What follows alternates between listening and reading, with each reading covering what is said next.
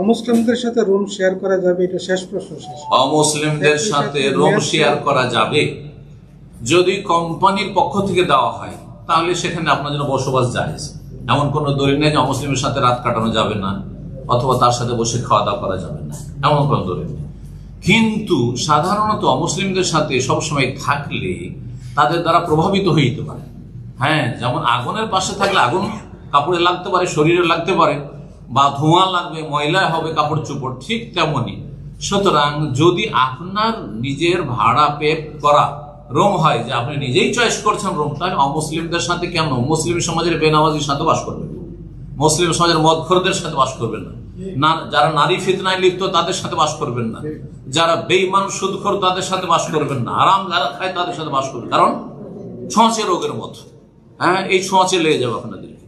সুতরাং ভালো মানুষের সাথে বা কোন আল্লাহ সত্যবাদীর সাথে বাস করবে, ভালো মানুষের সাথে, পরেজগার লোকদের সাথে বসবাস করবে।